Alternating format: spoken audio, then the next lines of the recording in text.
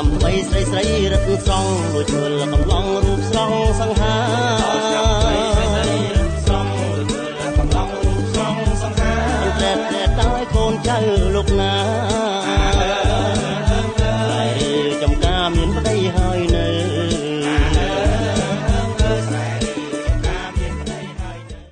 សួស្តីឆ្នាំថ្មីក្នុងឱកាសបុណ្យចូលឆ្នាំថ្មីប្រពៃណីជាតិខ្មែរឆ្នាំមមីពុទ្ធសករាជ2569ត្រូវនៅថ្ងៃទី10ខែមេសាឆ្នាំ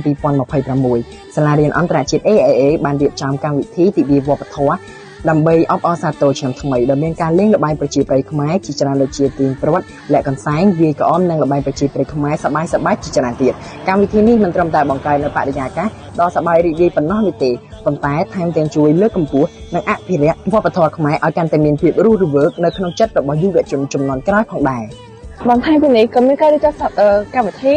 សហគ្រិនភាពដែលយើងហៅថា Entrepreneur Day ដែលផ្ដល់ឱកាសឲ្យសិស្សានុសិស្សបង្ហាញពីសមត្ថភាពច្នៃប្រឌិតនិងជំនាញអាជីវកម្មរបស់ខ្លួនកម្មវិធីនេះលើកទឹកចិត្តឲ្យសិស្សានុសិស្សមានគំនិតច្នៃប្រឌិតការងារជាក្រុមនិងការគិតឯករាជ្យដែលជាជំនាញដ៏សំខាន់សម្រាប់អនាគតយើងខ្ញុំសូមគោរពអញ្ជើញទៅកាន់លោកគ្រូអ្នកគ្រូមាតាបិតាមិត្តភ័ក្តិនិងសាធារណជនទាំងអស់ឲ្យចូលរួមកម្មវិធីដ៏សប្បាយរីករាយមួយនេះអ្នកទាំងអស់គ្នាអាចរីករាយជាមួយនឹងល្បែងប្រជាប្រិយខ្មែរបរិយាកាសអបអរសាទរឆ្នាំថ្មីដ៏កក់ក្ដៅនិងតាំងពិព័រណ៍ផលិតផលច្នៃប្រឌិតរបស់សិស្សានុសិស្សនៅក្នុងកម្មវិធីសហគ្រិនសូមអញ្ជើញមកលេងមកគាំទ្រនិងចូលរួមសប្បាយជាមួយគ្នាការចូលរួមរបស់លោកអ្នកធ្វើឲ្យកម្មវិធីកាន់តែមានអត្ថន័យនិងរស់រវើកយើងខ្ញុំនៅរងចាំស្វាគមន៍លោកអ្នកជានិច្ចជាចុងក្រោយយើងខ្ញុំសូមជូនពរទៅកាន់លោកស្រីដែលចូលរួមក្នុងកម្មវិធីរបស់ពួកយើងឲ្យជួបតែសេចក្តីសុខសុខភាពល្អដោយបរិបូរណ៍និងក្តីចម្រើនសូមឲ្យឆ្នាំថ្មីនាំមកនូវសំណាងល្អ